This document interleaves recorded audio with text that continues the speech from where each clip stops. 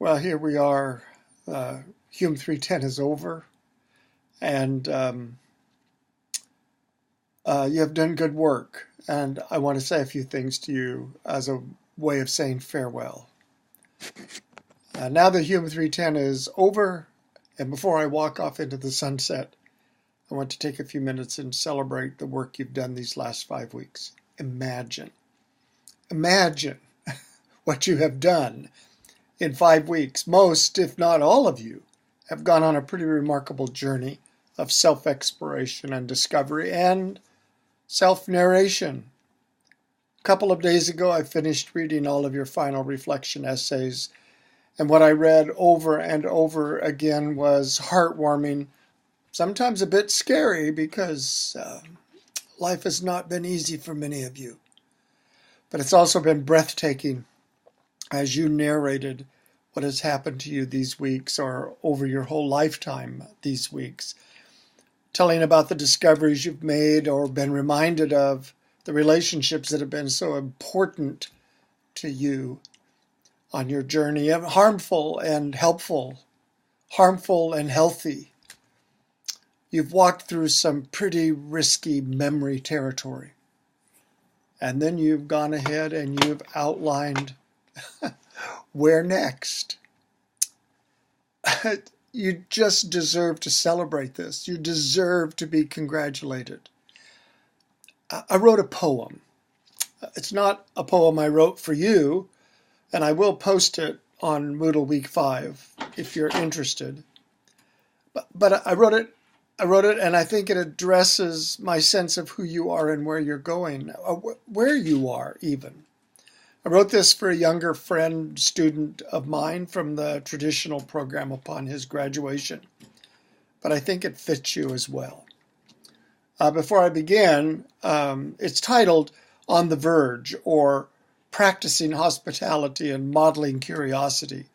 I should explain that verge means the point beyond which something happens or begins, a line, a belt, a strip that acts as a boundary or an edge, a rim or the margin of something. That's where many of you are. That's where many of you have been. That's where you are now, thinking about where next, what next. So here's a poem for you. I hope you enjoy it. What does it mean to head out, to move in a direction you've traveled often or not, but this time with others? New or old way, either way, a whole new journey begins with these others. What does it mean to live on the verge with these others, to live with and in a place that, because you've never traveled with them before, becomes fresh terrain? Pioneering. Heading west or east or north or south or in, like climbing into a Conestoga, like boarding a ship or crossing a border, heading where no one has ever gone before, like Lewis and Clark heading to the Pacific, only rumors guiding them, the sun and a woman. Except it's different, because this space you verge across is the soul's land. A strange land, familiar and peculiar, known and not known. This land is personal, sometimes private. Sometimes you expect and find posted no trespassing. A terrain full of inexpressible fears and inarticulate joys. Fears will walk this path with you among bodies of friends where human stuff wears thin, liminal, and stares through, and you want to run, but instead you draw closer around the bonfire and wait out the night together.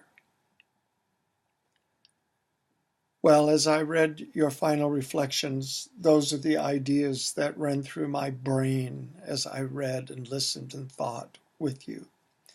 It has been a sincere pleasure to join you on this journey. I cannot express my personal sense of awe at the work you've done. All I can say to you is good job, excellent work, bon voyage, and God bless. Until we meet again, who knows? Blessings on your journey.